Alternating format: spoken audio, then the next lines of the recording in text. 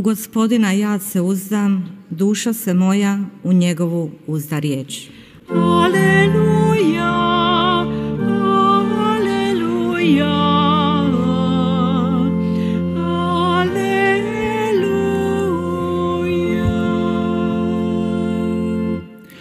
Gospodin s vama.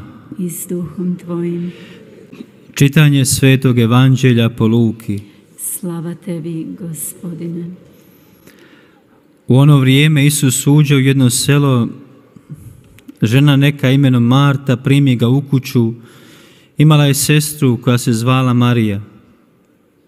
Ona sjede do nogu Gospodinovi i slušaše riječ njegovu, a Marta bijaše sva zauzeta posluživanjem, pa pristupi i reče: Gospodine, zar ne mariš što me sestra samu ostavi posluživati?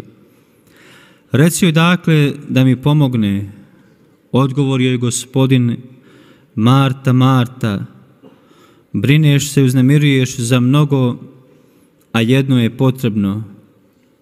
Marija je uistinu izabrala bolji dio koji joj se neće oduzeti. Riječ Gospodnja. Slava tebi, Kriste.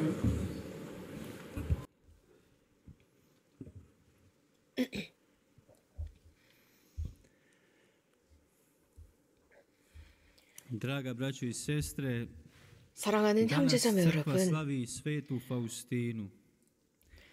오늘 교회는 성녀 파우스티나를 기억하고 있습니다. 성녀 파우스티나에 관해서 잠깐 말씀드리겠습니다. 성녀 파우스티나에 관해서 언급할 때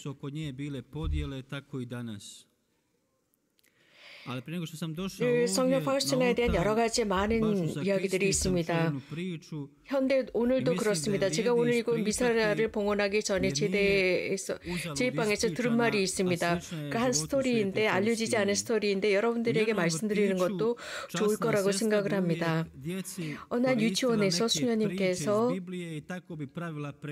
성서의 스토리를 이용해서 성극을 했습니다. 오늘 일독서에서 우리는 니니베에 관한 이야기를 들었습니다.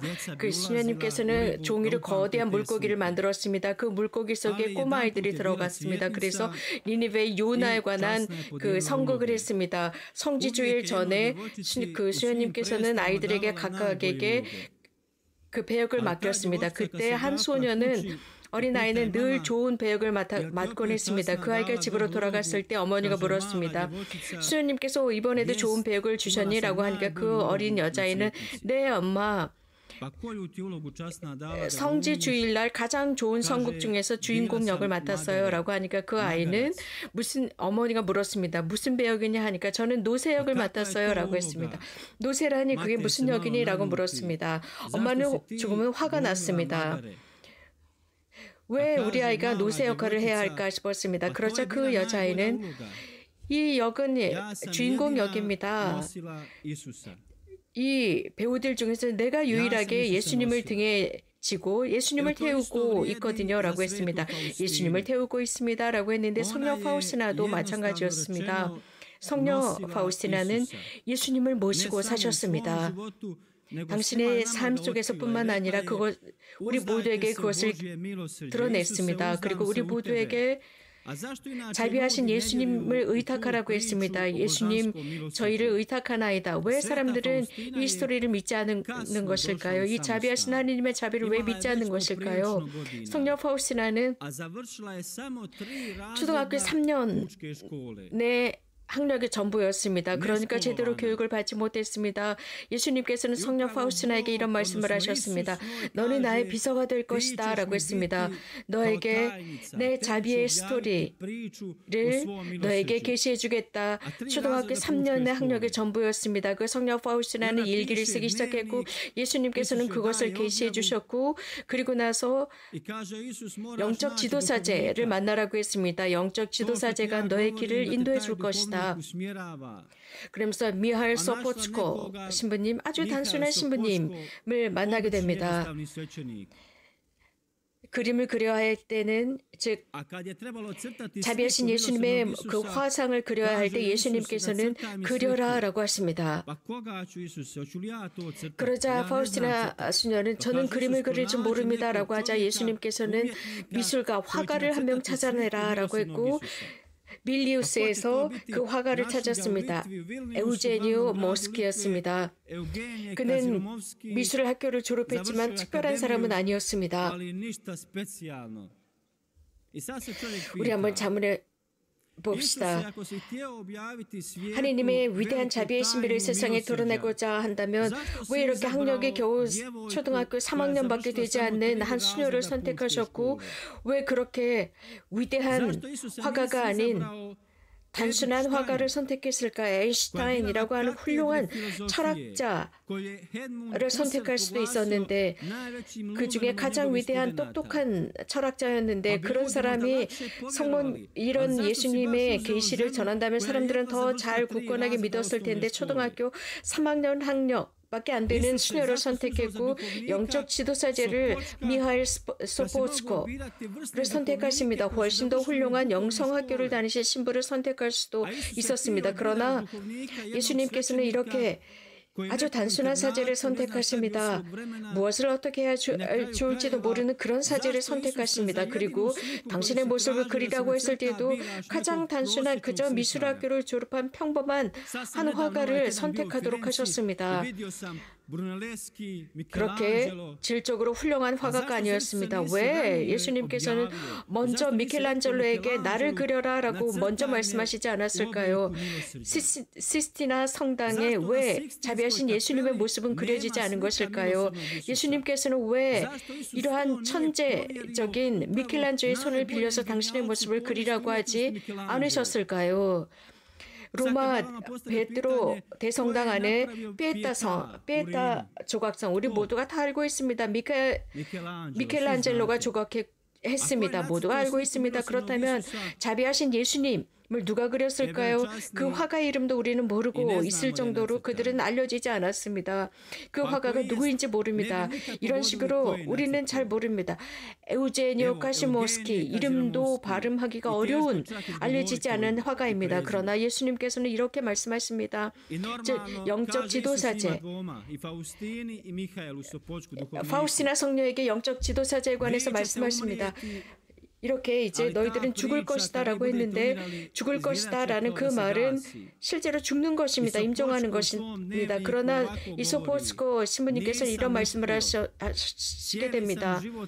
저는 그렇게 되지 않았습니다. 저는 평생을 자비하신 하느님 예수님을 전하게끔 되어 있었습니다. 파우스티나 성녀가 지금 죽어가고 있습니다. 그녀가 예수님을 통해서 받은 그 모든 것을 제가 세계 곳곳에 전하게 되었습니다. 1955년 폴란드의 주교단에서는 이러한 자비신심을 전하고 자비신심의 상본을 전하는 것을 금지시켰습니다. 그저 성당 안에 두라고 했습니다. 어디에도 그것을 사람들 앞에 공개하지 말라고 했습니다. 그래서 그려진 그 성당에만 두라고 했습니다. 파우스티나 성녀의 일기가 바티칸에 도착했을 때 그리고 이런 모든 서류가 책상 위에 올라갔을 때 이것은 성당이나 심지어는 유치원에서조차도 읽지 않을 것이다 라고 생각했습니다. 과연 누가 이것을 믿을 것이냐라고 생각했습니다. 이 수도자, 이 수녀와 이 화가와 이 영적 사제 이런 모든 것은 전혀 가치가 없다. 전혀 기억할 이유조차 없다. 정말 하느님께서 도대체 무슨 일을 하신 것이냐 라고들 했습니다. 그러나 여기에는 선택의 여지가 있었습니다. 이제 예수님께서는 당시에 폴란드 교황님의 손에 이것이 들어가게 합니다. 누가 알았겠습니까? 다 하느님의 시간과 장소가 있었습니다. 그 폴란드의 교황님께서 파우스티나 성녀의 일기를 읽게 됩니다. 읽고 그분의 성녀 파우스티나가 시성되었고 영적 지도사제가 시복되었습니다. 카롤 보이질라입니다. 프란치스코 교황님 이전, 베네딕토 16세 교황님 이전에 성인이 되신 교황 요한 바오로 2세입니다. 그분은 성인이 교황이 되신 뒤에 즉시 그 파우스티나 성령 일기가 어디 있는지 찾아내라 라고 했습니다. 먼지를 뒤집어 쓰고 있었던 그 일기, 역사 속에서 그 일기는 가치를 인정받지 못했었습니다. 그러나 폴란드의 교황님을 통해서 그 가치가 점차적으로 그 가치를 인정받기 시작했고 출판 허가를 받았습니다. 여기에서 유일하게 기록된 말, 그 성화상에 기록된 말은 단 한마디였습니다. 주님, 저를 의탁하나이다 였습니다. 성교황 요한 바오로 2세께서 파우스티노 성녀를 2000년 10년 첫 번째 성녀로 시성하셨습니다. 성녀 파우스티나입니다. 누구든지 메주거리를 찾아오셨던 분들은 늘 이곳에서 예수님 저를 의탁하나이다 라고 합니다. 우리 중에 그 어떤 누구도 하느님의 자비 없이 살아갈 수 없기 때문입니다. 우리가 느끼는 이 공기, 이 분위기는 하느님 자비의 열매입니다. 시편에서 우리가 노래한 것처럼 주님, 당신 앞에서 누가 감히 고집을 피울 수 있겠습니까?입니다. 어떤 누구도 그렇게 할 수 없습니다. 죄 없이 하느님 주님을 감당할 자 과연 누가 있겠습니까? 그렇기 때문에 프란치스코 교황님께서는 처음으로 교황으로 선출되었을 때 그 발코니에서 저를 위해서 기도해 주십시오. 저는 여러분들의 기도가 필요합니다. 라고 말씀하셔서 전 세계인들이 깜짝 놀랐습니다.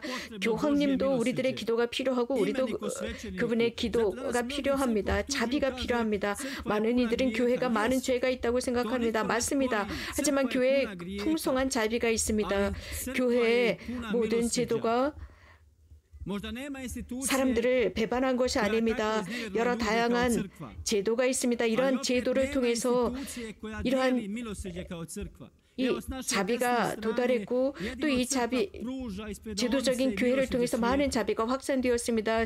지금 제가 강론을 하고 있는 이 주변에는 많은 고해소들이 있습니다. 많은 사람들이 이 고해소에서 하느님의 자비를 느낍니다. 저는 며칠 전에 로마에 다녀왔는데 많은 사람들이 빨리 행동하고 있었습니다. 정말 아름다운 많은 성당들이 있는 로마입니다. 교황청에는 베드로 대성당, 성요한 라테란 성당, 설지전 대성당, 바오로 대성당 등등 많은 아름다운 성당들이 있습니다. 하지만 이렇게 엄청나게 큰 성당들이 박물관화되어 가고 있습니다. 하지만 이곳 아주 단순하게 지어진 이 성당을 저는 그 어떤 대성당들보다 좋아합니다. 왜냐하면 이곳에 많은 사람들이 모여서 열심히 기도하고 있습니다. 물론 대리석으로 만들어진 많은 성당들 아름답지만 거기에는 기도하는 사람들이 부족합니다. 그러나 살아있는 교회는 바로 기도하는 사람들이 있는 곳입니다. 하느님의 자비가 충분히 내리는 곳입니다. 그래서 성모님께서는 늘 회개하라고 말씀하십니다. 우리 모두는 회개해야 합니다. 나와 여러분 모두 우리 모두가 회개해야 할 대상입니다. 스토리는 그렇습니다. 하느님의 자비, 이 하느님의 자비, 우리 모두가 필요로 하는 자비입니다. 오늘 일독서에서 들은 것은 요나에 관한 말씀이었습니다. 요나는 하느님의 말씀을 잘 전하고 있었습니다. 하느님께서 말씀하셨습니다. 요나야, 너는 내 말을 전할 수 있다. 하지만 너에게 과제가 있다라고 했습니다. 자, 내 말을 전하겠느냐? 예, 그러겠습니다. 그렇다면 일어나서 니느웨에 가라라고 했지만 그는 원치 않았습니다. 니느웨는 니느웨의 사람들이 내 백성을 죽이고 있다. 3세기 동안 이어져 오고 있다. 나는 이제 더 이상 참을 수 없다라고 했습니다. 그러자 니느웨는 사실 그곳에 가고 싶어 하지 않았습니다. 하지만 하느님의 자비를 그는 알고 있었습니다. 하느님께서 용서하신다는 것도 알고 있는 요나였습니다.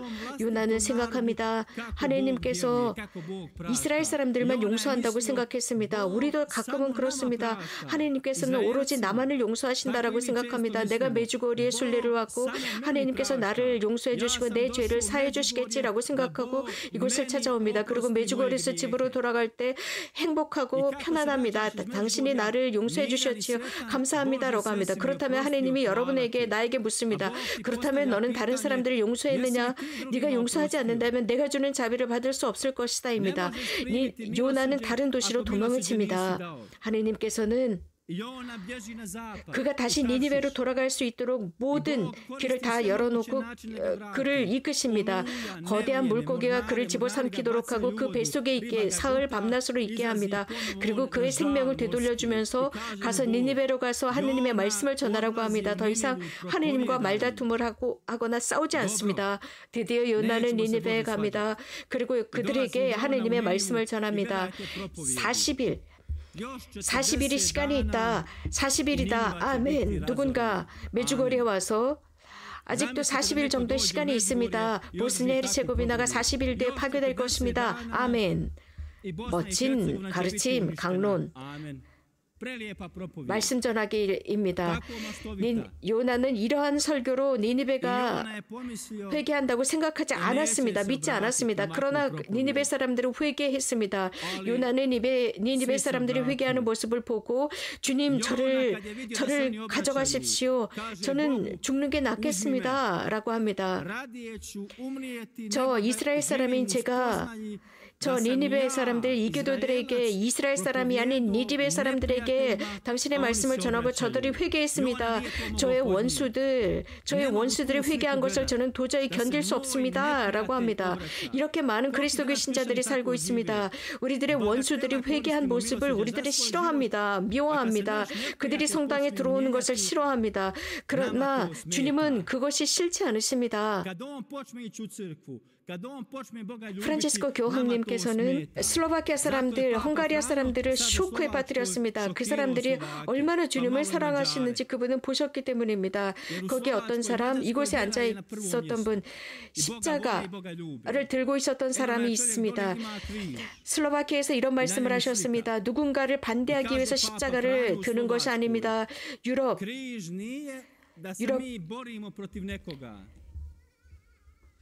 십자가로 사람들을 대적하는 것이 아닙니다. 십자가는 바로 사랑과 자선이 바로 십자가 자체입니다. 그 십자가는 주님, 저들을 용서해 주십시오. 자신들이 하는 일을 모릅니다. 라고 말하는 것입니다. 그렇기 때문에 십자가는 다른 사람들을 제한하거나 어떤 다른 민족이나 다른 국가를 제한하는 것이 아닙니다. 십자가를 든다라는 뜻은 개방한다라는 뜻입니다. 또 우리들을 죽이려고 하는 그 사람들에게도 개방하는 것이 십자가를 들고 있는 것입니다. 하느님께서는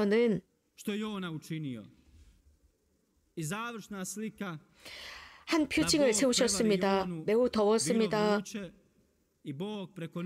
하느님께서 너무 더웠는데 하느님께서 거기에 나무를 하나 자라나게 있고 요나는 시원하다고 생각했습니다. 그런데 거기에 벌레가 있어서 그 벌레가 나뭇잎을 다 긁어먹었습니다. 그러니까 이 요나는 또 투덜투덜댑니다. 그러니까 하느님께서는 아이고 사랑하는 요나야, 이 나무가 죽었다고 해서 너는 이렇게 슬퍼하고 화를 내느냐.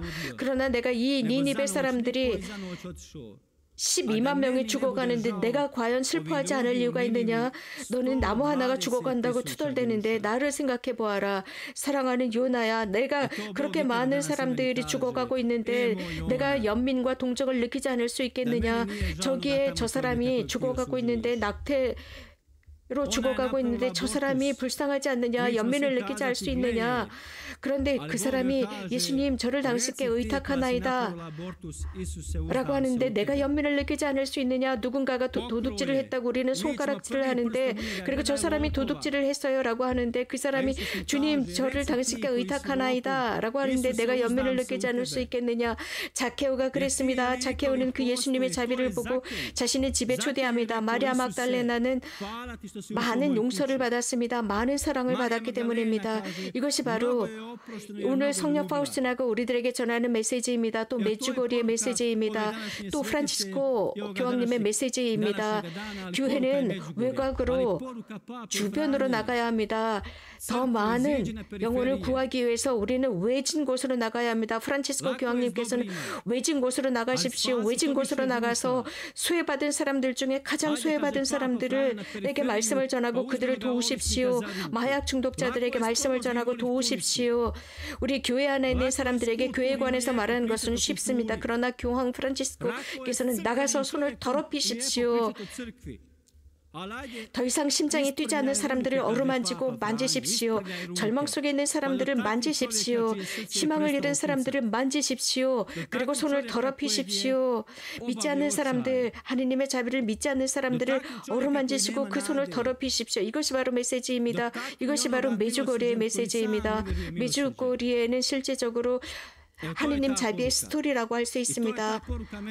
초등학교 아이들, 단순한 초등학교 3학년의 학력, 이런 아이들, 단순한 프란치스칸들, 기도하는 장소, 이러한 모든 곳에 성모님의 메시지가 전해지고 있습니다. 여러분들 잠자러 들어가시기 전에 오늘 꼭 자비심의 목주기도를 드리십시오. 기도를 하지 않고는 절대로 잠들지 마십시오. 또 주님, 저를 당신께 의탁하나이다 라고 기도하기 전에는 침대에서 일어나지 마십시오. 저는 침대 곁에 자비심의 예수님 상본을 걸어두었습니다. 제가 침대에 들 때 그 상본을 만지고 그 곁을 지나가면서 주님께 기도하고 제가 아침에 일어났을 때 다시 또 그 상본을 만집니다. 아무 말 없이 만집니다. 저의 이 아무 말 없는 고요함 속에서의 제 손의 터치는 무엇인가 주님께 의미가 있을 것입니다. 저에게도 의미가 있을 것이라 믿습니다. 저는 그 상본을 만지고 싶습니다. 왜냐하면 성령 파우스티나가 이 자비심을 전파하기 위해서 얼마나 많은 고통을 당했는지 저는 압니다. 많은 희생과 많은 고통과 많은 피와 많은 아픔이 있었습니다. 그럼으로써 이 자비심의 상본이 전 세계로 확산되도록 하셨습니다. 우리 다 함께 이렇게 기도합시다. 주님, 저희를 당신께 의탁하나이다.